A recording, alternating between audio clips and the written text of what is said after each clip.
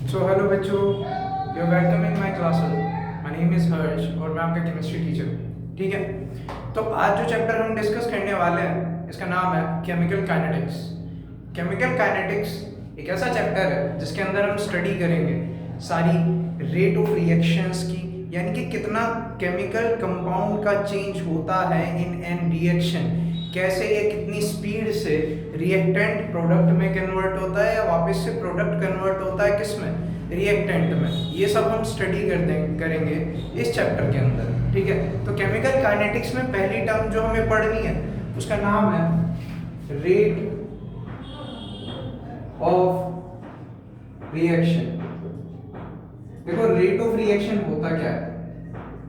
Rate of reaction में हम study करेंगे कैसे या कितनी स्पीड से या कितने रेट से केमिकल सब्सटेंस का या केमिकल स्टेट का रिएक्टेंट की चेंज होगा उसके प्रोडक्ट में, या प्रोडक्ट की केमिकल सब्सटेंस या केमिकल स्टेट का चेंज होगा किस में, वापस से रिएक्टेंट में, कितनी स्पीड से और कितने टाइम में। ठीक है, अब ये रेट ऑफ रिएक्शन जब हम पढ़ेंगे तो ये दो तरीके का होता है। अब देखो, कोई भी चीज़ जाहिर सी बात है अगर आप पढ़ेंगे तो उसके कुछ पहलू होते हैं, तो इसके भी दो पहलू। एक पहलू तो है कि तुम बहुत सारी ऑब्जर्वेशंस ले लो। ठीक है, बहुत सारी ऑब्जर्वेशंस लो, अपने पास रखो और उनको देखो कि कितना टाइम हर रिएक्शन के होने में लग रहा है। नंबर ऑफ ऑब्जर्वेशन का जब तुम एवरेज निकालोगे, उनके रेट ऑफ रिएक्शन का एवरेज निकालोगे, उससे तुम्हारे पास लॉन्ग ड्यूरेशन का एक रेट निकल के आ जाएगा रिएक्शंस का, और उसे ही हम क्या कहते हैं, उसे हम कहते हैं एवरेज रेट ऑफ रिएक्शन। ठीक है, ये तो हो गया पहला पहलू। अब बात आती है दूसरे पहलू की। दूसरा पहलू क्या है भैया? देखो, दूसरा पहलू है कि जब तुम किसी इंस्टेंट के लिए, कि जैसे रिएक्शन चल रही है, तुमने किसी पॉइंट पे पकड़ लिया उसको, किसी पॉइंट पे पकड़ के तुमने कहा कि अब इसका रेट ऑफ रिएक्शन कितना होगा। ठीक है ना, किसी भी उस रिएक्शन के स्टेप पे तुमने उस रिएक्शन को पकड़ लिया, उसे जकड़ लिया वहीं पर, और फिर तुमने देखा कि इसका अब रेट ऑफ रिएक्शन कितना होगा। तो यहाँ से तुम्हें पता चलेगा कि ये जो तुमने रेट निकाला है ये है instantaneous rate of reaction. Instantaneous rate of reaction का मतलब वो रेट ऑफ रिएक्शन जो रिएक्शन के किसी प्रोसेस के इंस्टेंट में निकले, उसे इंस्टेंटेनियस रेट ऑफ रिएक्शन कहता है। तो दूसरा पहलू क्या हुआ? दूसरा पहलू हुआ इंस्टेंटेनियस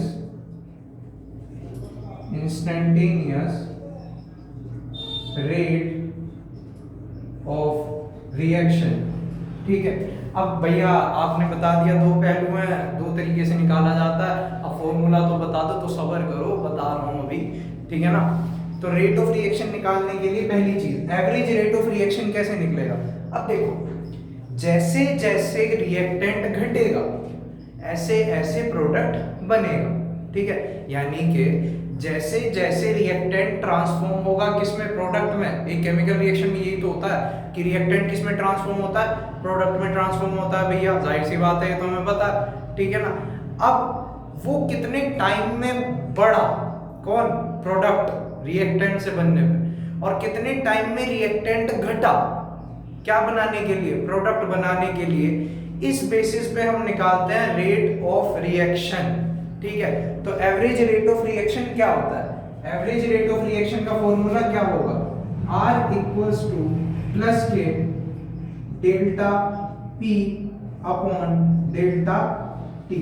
अब भैया ये तो समझ आ रहा है कितना प्रोडक्ट बन रहा है, कितने पर यूनिट टाइम में, ये चीज आपने लिखी है, लेकिन ये प्लस का क्या मतलब है? अब देखो, किसी भी रिएक्शन में रिएक्टेंट घटता है और प्रोडक्ट बढ़ता है। क्यों? रिएक्शन फॉरवर्डली चल रही है जब, तो रिएक्टेंट धीरे धीरे जितना घटेगा उतना ही तो प्रोडक्ट धीरे धीरे बढ़ेगा ना। जितना धीरे धीरे रिएक्टेंट घटेगा उतना ही धीरे धीरे प्रोडक्ट बढ़ेगा।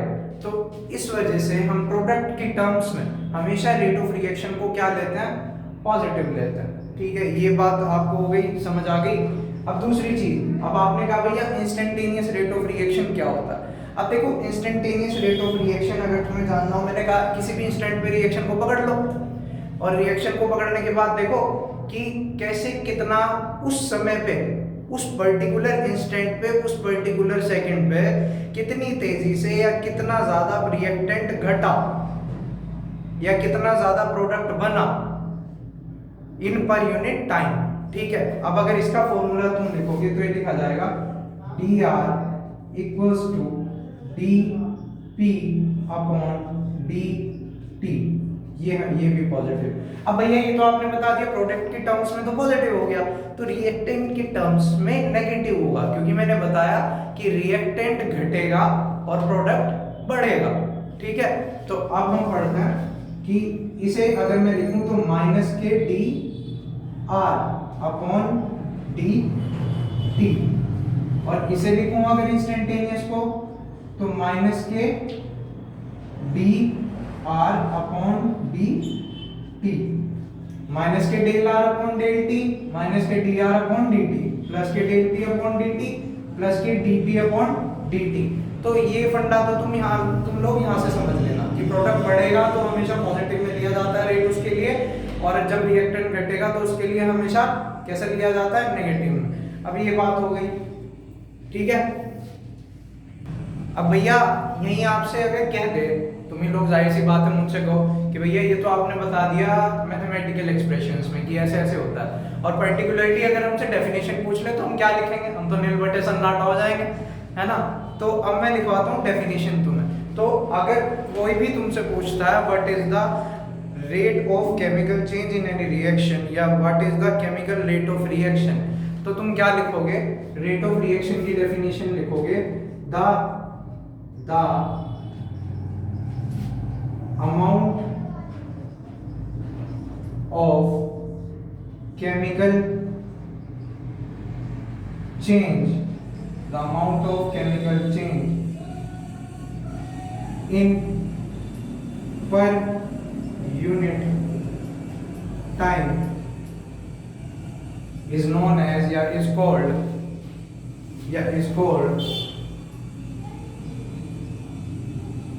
The rate of reaction. ठीक है, इतना क्लियर है बच्चों आज के लिए कि रेट ऑफ रिएक्शन ये हो गया, तुम्हारे पास डेफिनेशन हो गई, तुम्हारे पास क्या हो गया, फॉर्मूलाज पता चल गए तुम्हें।